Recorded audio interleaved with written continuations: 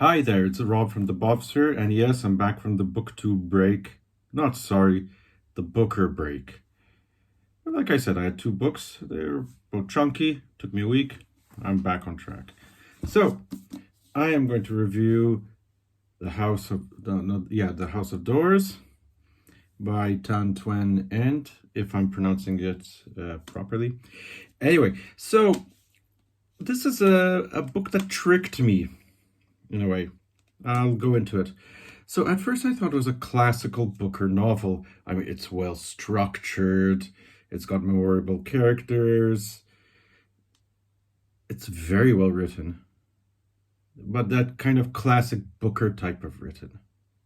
Let's say, you'd find it in the mid 70s. In fact, style wise and even thematically, on the surface, it reminded me of the 1975 Booker winner Heat and Dust. Okay, so before I go to the trickery, let me tell you what the book is about. So, W. Somerset Maugham, the author, is visiting his friend Robert and Robert's wife Leslie. The reason is, well, he wants to get away. Somerset Maugham wants to get away from his wife. He is gay. He's with his lover, Gerald Haxton, and they're traveling around the world. But he's also looking for inspiration for his stories. In the book, we find out that through a bad investment, he has lost a ton of money. So he needs a hit. He needs a great story. And Leslie provides it. She talks about the Proudlock affair, which really did happen, where a woman was convicted of shooting a prisoner tried to assault her. But it's much deeper than that. And then Leslie talks about her own affairs and a discovery she makes about her husband as well. And that's quite a story. And Somerset Maugham actually does use that in one of his short stories. It does exist.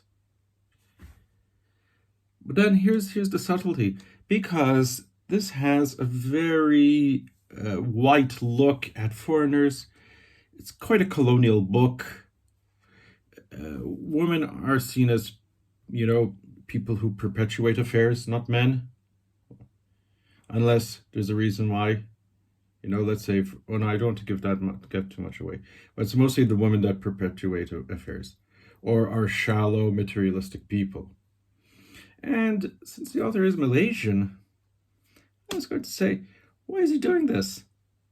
Why did the Booker judges choose something that's quite old-fashioned and would be better in the 70s? Then struck me completely, that this book is written like a Somerset Maugham novel. It's also written like a Graham Greene novel. It's also written like an Ian Forster novel, novels of that colonial time. It is a criticism of that type of literature. Yeah, okay, maybe it was obvious, but I do see these things. I'm a bit of a stupid reader in that sense.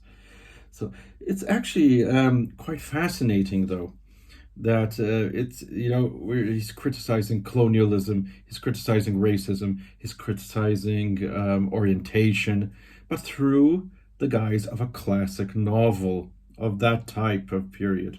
That's very clever. It's quite meta as well. So you're criticizing writing through writing. And it's also, to keep the meta levels up, this is a book within a book within a book. Because we've got the book, then the book that Somerset Maugham writes, and then the story that is being told as well. So aside from the major themes, they're wrapped up in a meta theme. I like that. That's kind of what Ishiguro does. He does the same thing to me. First, I think Ishiguro is doing something, okay, this is a very good novel. Then the layers hit you, and it keeps on unfolding and unfolding. And this book did the same thing. What you've got is a very complex story about writing. What length should writing go to in order to capture a good story? Why did, you see the change in audiences? Back then, it was okay to have a white perspective of foreigners. Now it's not okay. Even though, if you go on BookTube, you tend to see some of them. They'll take up a translated book and they'll say, "Oh yeah, but this was influenced by so and so," and they choose a white, author, which I don't think is. Oh, there's Bert. You've got a little guest appearance from him. Okay, he's right next to me. There, you saw his face. Okay. Anyway, and when you see those great lists or the canon ones, I mean, the only translation ones you'll see are Greek novels. But in reality, it's a classics are not only restricted to the Anglophone world. Okay, so a book about colonialism, orientation, etc., etc., but also, I'm repeating myself, but also a very meta novel. Great stuff. And first I thought, nah, there's no way this will be shortlisted, but I think it will be shortlisted. If just don't judge it. Look beyond, look through the layers. Okay, that's all I have, and then we'll